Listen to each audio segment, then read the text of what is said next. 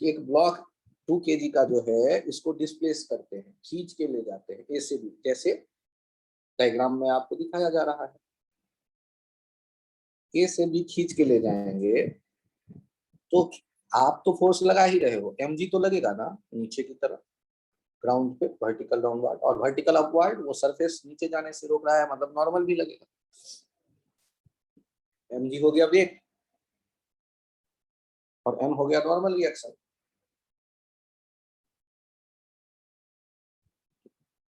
mg wait.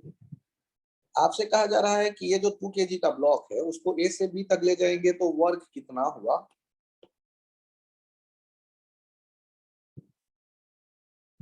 किसके द्वारा? तो पहला है एफ के कारण, दूसरा एन के कारण और तीसरा mg के कारण।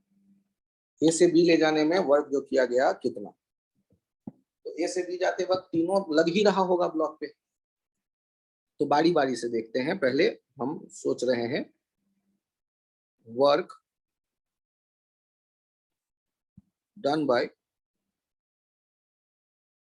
F equals to F into S into cos 0, क्योंकि एक ही डायरेक्शन में है दोनों। 15 इंटू 4 और यूनिट हो जाता है जूल, तो जे लिख देंगे। दूसरा देखिए work done by N, N into S into cos 90, ये हो गया 0, क्योंकि कॉस 90 0 होता है, सिंस कॉस 90 डिग्री 0 होता है। वर्क डन बाय mg कितना हो गया, ये हो गया mg into S into cos 90, ये भी 0 हो गया। तो 2 वर्क 0 हो गए और एक वर्क हो गया 60 joule.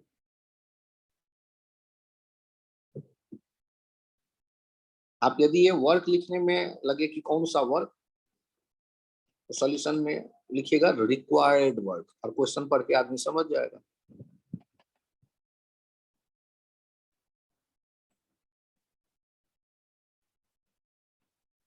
Required work done by question में पढ़ लेगा क्या था रिक्वायर्ड।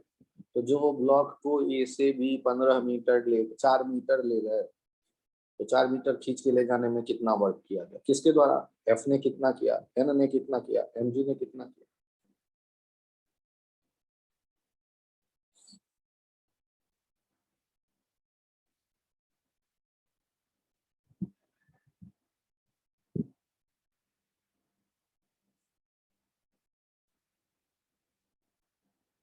हम लोग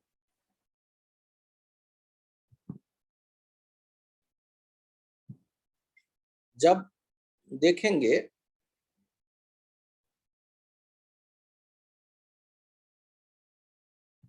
when block is sliding on rough surface,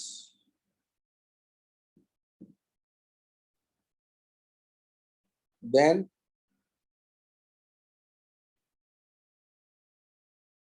frictional force F acts on object in direction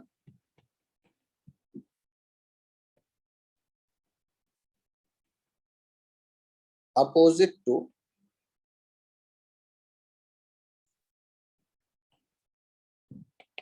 its direction of motion.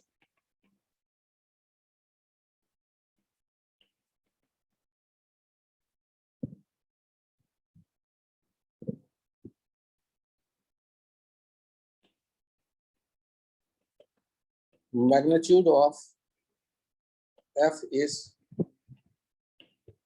given by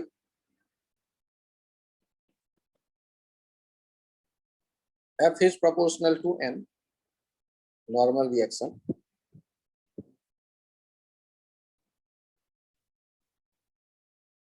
और कांस्टेंट लिखते हैं म्यू एन, नॉर्मल रिएक्शन ज्यादा होगा तो फ्रिक्शन ज्यादा होगा।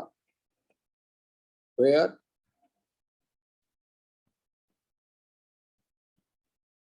प्रोपोर्शनैलिटी कांस्टेंट, ये म्यू कहलाता है। म्यू अल्फा, जैसे थीटा एक सिंबल है ना, theta Greek symbol,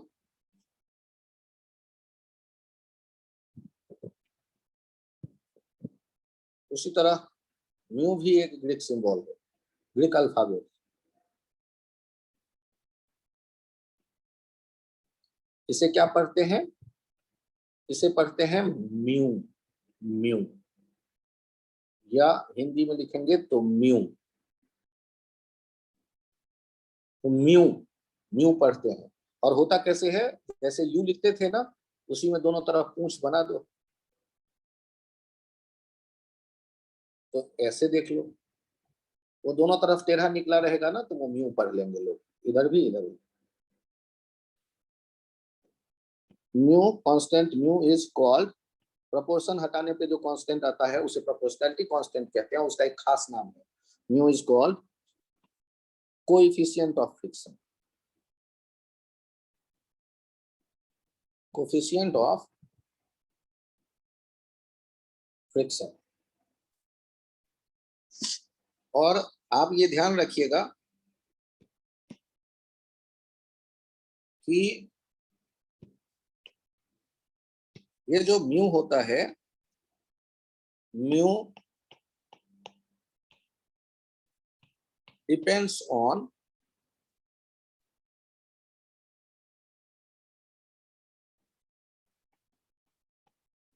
material of object and the contact surface. ये मटेरियल पे डिपेंड करता है, ये एरिया ऑफ कांटेक्ट पे डिपेंड नहीं करता, वेलोसिटी पे डिपेंड नहीं करता, स्पीड पे डिपेंड नहीं करता, डायरेक्शन किधर जा रहा है इस पे डिपेंड नहीं करता। किस पे डिपेंड करता है? मटेरियल क्या है। आयरन का ब्लॉक यदि ग्लास के सरफेस पे घसीटोगे, उसका एक खास म्यू होगा। आयरन का ब्लॉक को लकड़ी के सरफेस पे घसीटोगे, तो उसके लिए अलग एक म्यू होगा। और क्वेश्चन में म्यू दिया गया रहता है।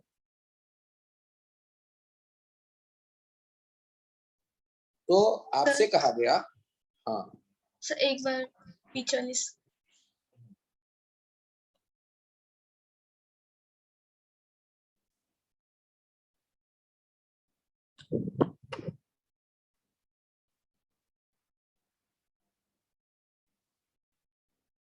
यहाँ एक लाइन और बता देना, दिस इज काइनेटिक फ्रिक्शन।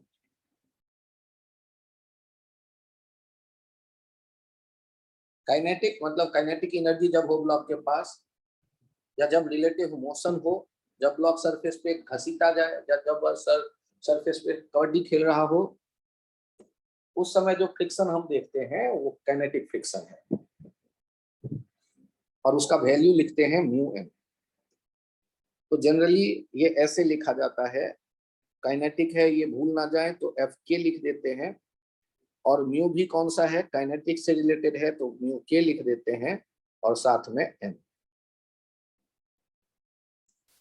तो इसको ऐसे भी लिख देते हैं कि ये याद रखने के लिए कि चलते हुए जब ब्लॉक पर फ्रिक्शन हम लिखेंगे तब ये लिखा जाएगा एफ के म्यू के एम। जब रुका रहेगा ब्लॉक तब जो फ्रिक्शन होगा उसको ये नहीं लिखेंगे। सर तब फ्रिक्शन होगा क्या? वो हो सकता है, उसके बारे में चर्चा करेंगे कभी।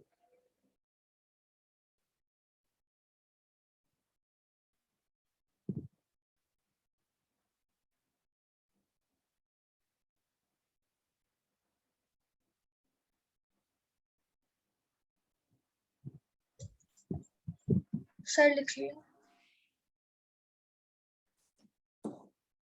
अब मुझे बताओ, एक ब्लॉक को घसीट कर ले जाया जा रहा है, ये 2 kg का है, ये रफ सरफेस है, और ब्लॉक और इसके बीच का म्यू दिया गया है 0.5। ये 30 न्यूटन का फोर्स हम लगता हुआ देख रहे हैं। और इसको घसीट के ब्लॉक को यहां तक लाते हैं, ए से बी तक, तो इस पे एक्ट तो फ्रिक्शन भी कर रहा होगा। तो यदि फ्रिक्शन काम कर रहा होगा तो आपसे कहा गया find first normal reaction N, second friction, third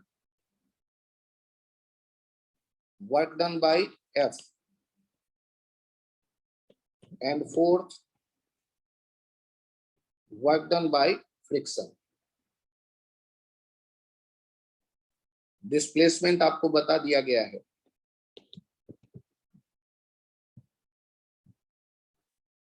six metre, displacement बता दिया गया है 6 मीटर। तो सॉल्व करते वक्त ब्लॉक को देखो, जहां ये कांटेक्ट में है वहां नॉर्मल तो आएगा ऊपर और mg नीचे। सेंस इन वर्टिकल डायरेक्शन,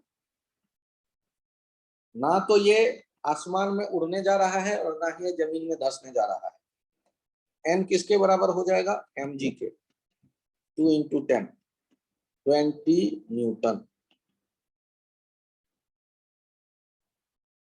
तो उस समय हम फ्रिक्शन ढूंढ रहे हैं, hence F equals to mu N. Mu कितना क्वेश्चन में दिखा गया 0.5 और n कितना ढूंढा मैंने 20, ये हो गया 10 न्यूटन। तीसरा हमसे कहा गया वर्क डन बाय एफ,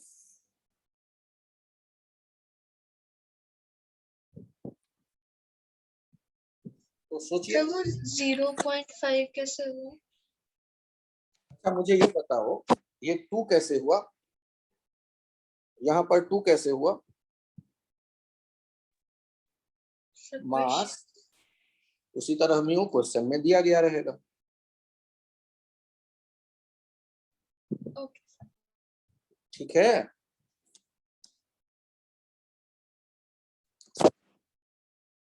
अब मुझे ये बताइए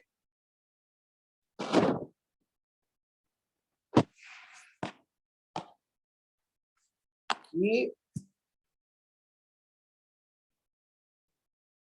work done bye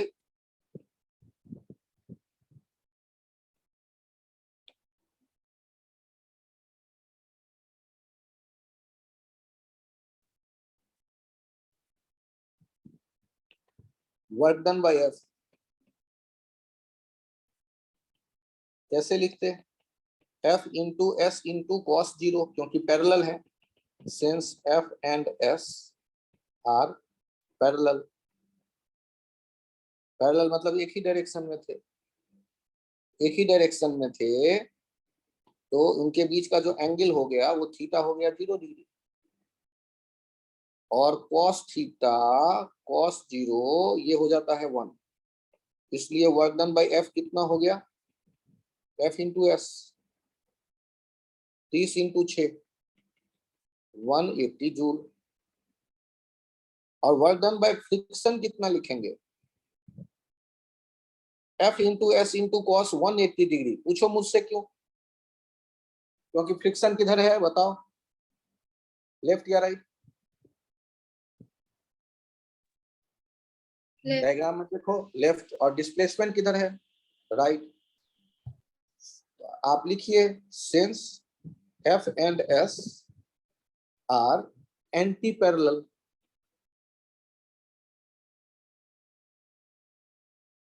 anti parallel, इसलिए वर्क डन बाय एफ कितना हो गया, फ्रिक्शन आपने देखा, और cos 180 डिग्री कितना होता है, -1, तो एफ हो गया 10, एस हो गया 6, और cos 180 हो गया -1, सबको मल्टीप्लाई कर लो, ये हो जाएगा -60 जूल। फ्रिक्शन का वैल्यू कितना हो गया, वर्क डन -60 जूल।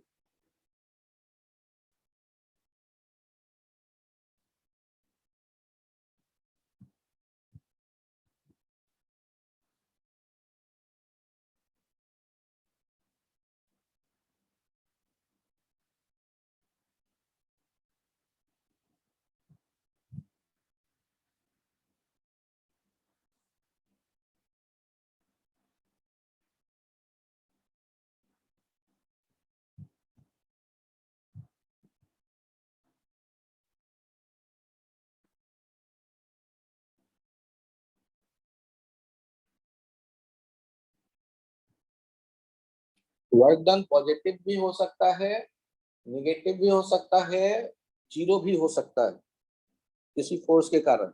ये डिपेंड करता है एफ और एस के बीच में एंगल कितना डिग्री है।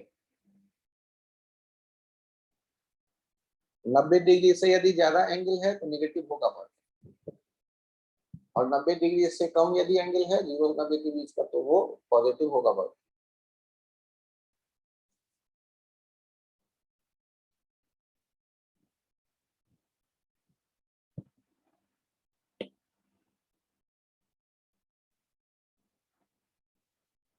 पिछला पेज लिख लिया सबने? Yes sir.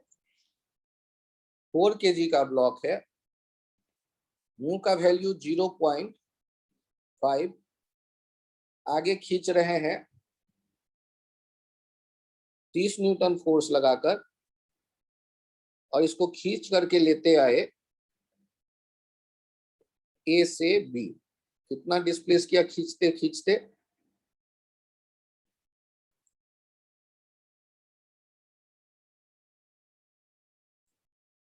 2 मीटर।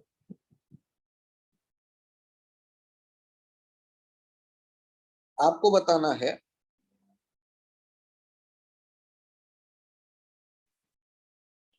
फाइंड, पहला नॉर्मल रिएक्शन एन, दूसरा फ्रिक्शन एफ, तीसरा वर्क डन बाय एफ,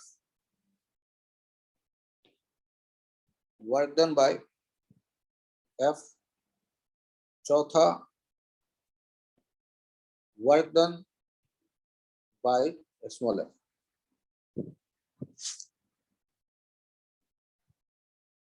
तो जब हम सॉल्व करने की सोचें,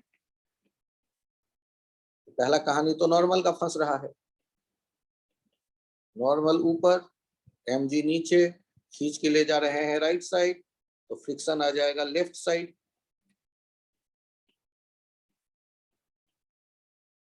तो हम क्या लिखेंगे?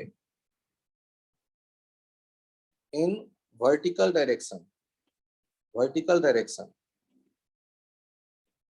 there is no motion, मतलब n और mg बराबर होंगे, इसका मतलब है ये हो जाएगा 4 × g, 40 न्यूटन। कैपिटल N लिख के छोड़ देते तो कैपिटल N दोनों तरफ का काट देते, आप लोग समस्या बढ़ जाता, इसीलिए हम यूनिट में पूरा न्यूटन लिख रहे हैं, स्मॉल लेटर से लिखा जाता है जब पूरा नाम लिखते हैं। अब यदि मैं बात करता हूं फ्रिक्शन के लिए, तो क्या फॉर्मूला है? Mu N. म्यू भी क्वेश्चन में दिया गया है 0.5, और एन अभी अभी आपने पता कर लिया है 20। ये हो जाएगा 20 न्यूटन। अब लिख रहे हैं वर्क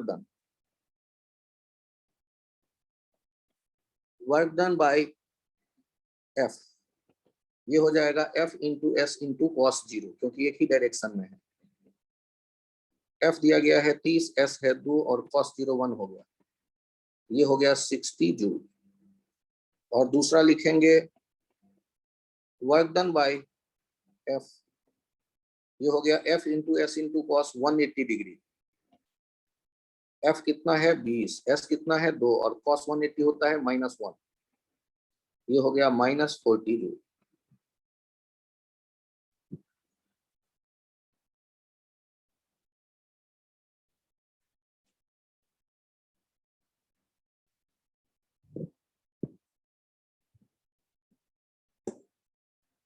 अच्छा सोचो,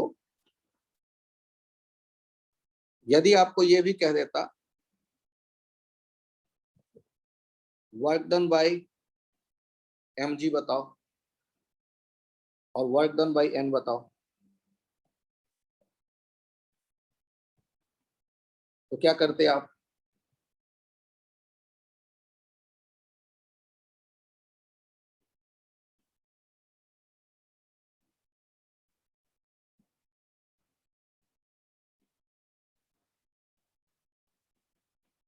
work done bye mg, mg into s into cos 90, cos 90 zero होता है तो ये 0 जूल हो जाता।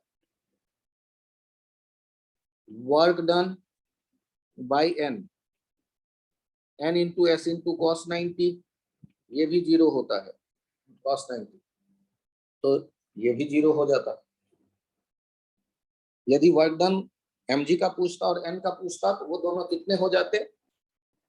0, क्योंकि देखिए ना, नॉर्मल आप सोचते तो डिस्प्लेसमेंट के साथ कितना एंगल बना रहा? नॉर्मल आसमान की तरफ, डिस्टेंस हॉरिजॉन्टल 90 डिग्री। mg के साथ डिस्प्लेसमेंट कितना बना रहा? 90 डिग्री। सर एंगल तो मुझे दिख ही नहीं रहा, यहाँ देखो, देखो ये 90 डिग्री, ये mg का डायरेक्शन देखो, उसके साथ देखो 90 डिग्री, तो 90 डिग्री पे जब एंगल देख रहे होंगे आप, तो जो वर्क डन होगा वो, और डिस्प्लेसमेंट जो फ्रिक्शन हमने देखा वो फ्रिक्शन किधर था? पीछे, जिधर गया ब्लॉक उसके अपोजिट। ये काइनेटिक फ्रिक्शन का डायरेक्शन फिक्स होता है, जिधर जाता है उसके अपोजिट, और मैग्नीट्यूड भी फिक्स होता है म्यू। म्यू क्वेश्चन में दिया गया रहता है, म्यू 1 से छोटा भी होता है, बड़ा भी होता है, लेकिन आपके 99% केसेस में 1 से छोटा ही दिखता है। म्यू का अपना कोई यूनिट नहीं होता है, क्योंकि एक ही जैसे क्वांटिटी का ये रेशियो है। म्यू एक न्यूमेरिक कांस्टेंट है, 0.5, 0.8, 0.3, 0.2 ऐसा कुछ भी रहता है जनरली, लेकिन 1 से बड़ा भी हो सकता है।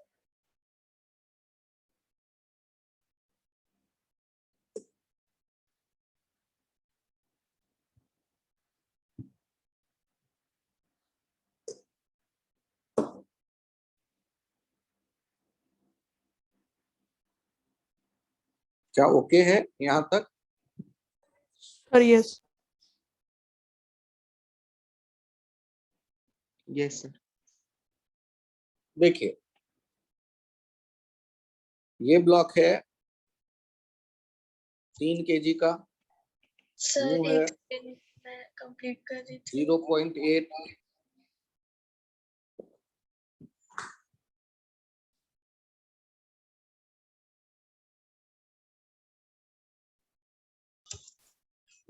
यस सर कर लिया।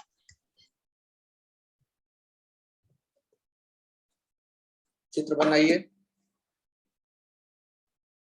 और इसको खींच करके ले गए,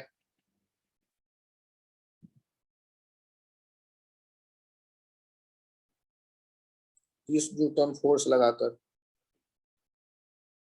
कितना दूर ले आए? 5 मीटर। आपसे कहा गया फाइंड नॉर्मल रिएक्शन,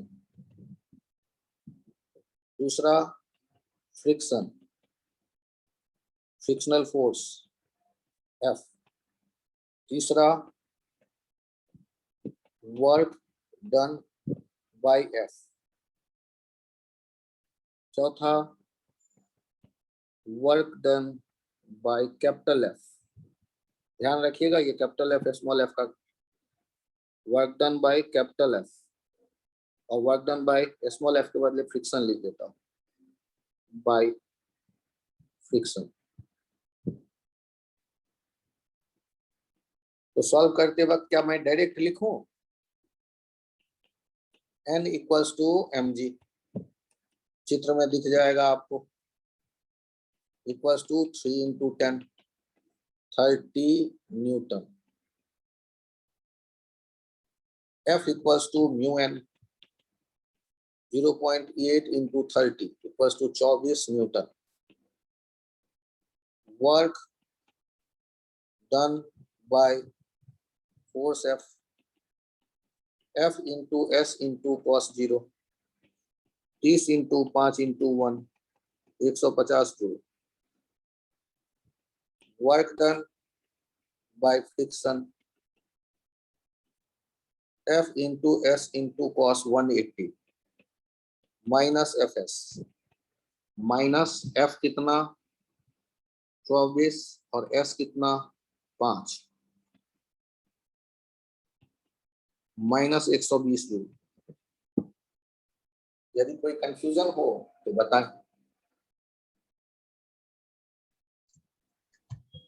सर वो 180 कैसे हुआ? फ्रिक्शन का डायरेक्शन किधर है बताइए। राइट। ब्लॉक किधर जा रहा है? राइट। तो फ्रिक्शन किधर लगना चाहिए? लेफ्ट। फ्रिक्शन का डायरेक्शन लेफ्ट और डिस्प्लेसमेंट का डायरेक्शन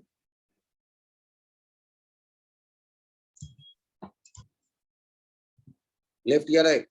डिस्प्लेसमेंट किधर है ब्लॉक का? राइट। दोनों में कितने डिग्री का एंगल दिख रहा है? 180। ठीक ना? और cos 180 कितना होता है, क्या याद रखने को कहा है? -1। और cos 90 डिग्री हमने याद रखने को कहा है आपको 0। cos 0 डिग्री याद रखने को कहा है 1। ओके? Yes sir.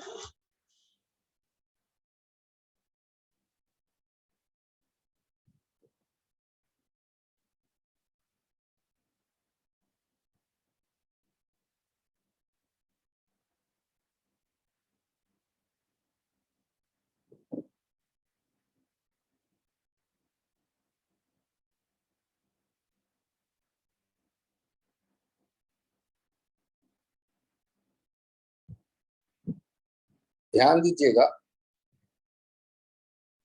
यदि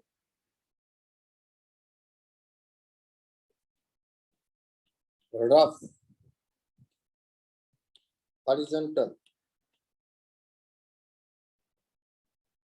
सर्कुलर ट्रैक की मैं बात करूं, इस पे रखा हुआ है एक बॉक्स और इस बॉक्स को खींचते हुए ले जा रहा हूं मैं, और ये यहां से घूमता हुआ यहां तक आया। ये बॉक्स है 6 kg का और सरफेस का म्यू दिया गया है 0.2। तो आपसे यदि मैं ये कहता हूं work done by friction on block during its motion on circular path shown in complete one cycle। ऊपर लिख दो फाइन। यहाँ एक बहुत ट्रिकी आइडिया यूज होता है। वैसे तो डिस्प्लेसमेंट 0 है, जहां से चलना शुरू किया वहीं आ गए, लेकिन आपको पता है घसीटे जाएगा तो फ्रिक्शन होगा और फ्रिक्शन तो वर्क करेगा, हीट जनरेट करेगा, गर्म तो हो ही जाएगा सरफेस। आप अपने दोनों हाथ को रब करते हैं तो हाथ गर्म हो जाता है, वही फ्रिक्शन काइनेटिक फ्रिक्शन के वर्क के कारण। तो ब्लॉक को 1 चक्कर लगाओ कि 10 चक्कर लगाओ, वर्क तो होगा। और जबकि डिस्प्लेसमेंट के डिफिनीशन के हिसाब से सोचेंगे तो वर्क नहीं दिखेगा। तो ऐसा जब होता है सिचुएशन जहां फोर्स का या तो डायरेक्शन बदल रहा हो, नहीं तो अमाउंट बदल रहा हो,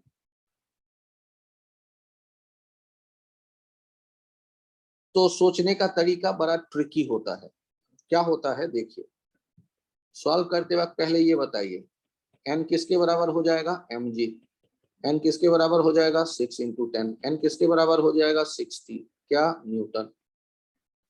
फ्रिक्शन किसके बराबर हो जाएगा म्यू n, म्यू कितना है 0.2, n कितना है 60, ये कितना हो गया 12 न्यूटन। और ध्यान से देखिए यहाँ फ्रिक्शन है पीछे और मान लो छोटा सा डिस्प्लेसमेंट ये है S1, फिर यहां होता फ्रिक्शन पीछे, छोटा सा डिस्प्लेसमेंट S2, फिर यहां देखो फ्रिक्शन पीछे और ये छोटा सा डिस्प्लेसमेंट S3, यहां देखो ये फ्रिक्शन पीछे और छोटा सा डिस्प्लेसमेंट S4। तो जब हम वर्क डन की बात करेंगे तो वर्क डन कैसे लिखेंगे, हमें तो पता ही है minus FS1 minus FS2 minus FS3, minus इसलिए अपोजिट डायरेक्शन में इसलिए माइनस FS4 और ऐसे ही चलते चले जाओ। तो वर्क डन कितना हो जाएगा ध्यान से देखना, minus FS1 plus S2 plus S3, यही करते चले गए। मतलब ये सारा लेंथ ऑफ पाथ आ गया ये तो, और लेंथ ऑफ पाथ कितना 2 पाई आर। सर आपको कैसे पता चला length of path 2 pi R? अरे ये क्वेश्चन में गिवन होगा रेडियस, सर्कुलर पाथ कहा गया तो रेडियस गिवन होगा। अब मुझसे पूछोगे सर आपको लेंथ ऑफ पाथ कैसे पता चला, तो सर्किल है ना, सर्किल का जो पैरामीटर होगा वही तो लेंथ ऑफ पाथ, और 9th में आते आते आपको पैरामीटर पता रहता है 2 पाई आर। तो एफ के बदले क्या लिखने वाले हो 12, माइनस तो पहले से है ही 2, पाई के बदले कितना 3.14 और आर के बदले कितना 5, और आगे unit joule. Work done by friction जो है वो क्या हो जाएगा,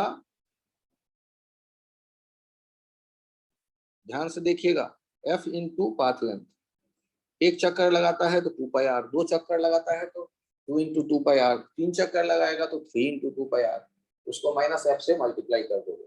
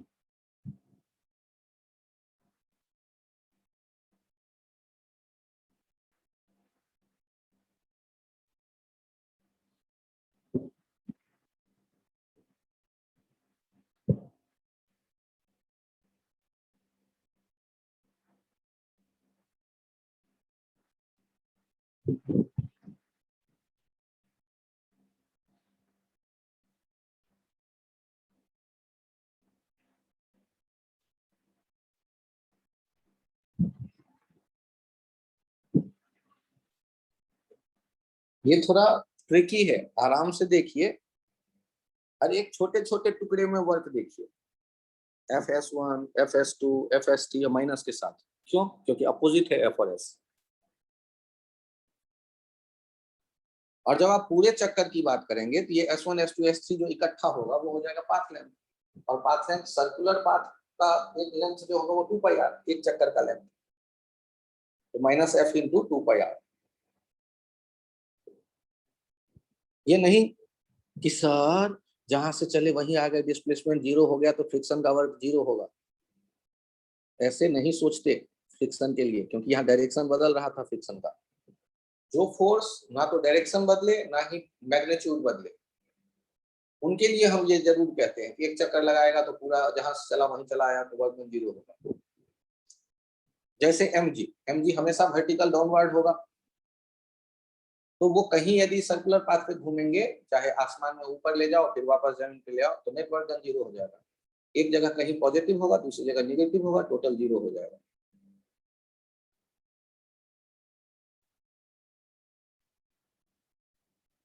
लेकिन फ्रिक्शन के केस में हमने देखा क्या कि यहाँ डायरेक्शन बदल रहा था, क्योंकि पार्टिकल का वेलोसिटी का डायरेक्शन बदल रहा था, स्लाइड करने का डायरेक्शन बदल रहा था। तो फ्रिक्शन जो आ रहा था ना काइनेटिक, आप घसीट रहे हो धीरे धीरे, एक चक्कर लगाने में फ्रिक्शन का वर्क डन हो गया, माइनस तो होगा क्योंकि अपोजिट है हमेशा डिस्प्लेसमेंट के, minus F into length of path. आधा चक्कर लगाता तो minus F into pi R, एक चौथाई चक्कर लगाता तो minus pi by 2 into R, minus F into pi by 2 R. ऐसे सोचते हैं।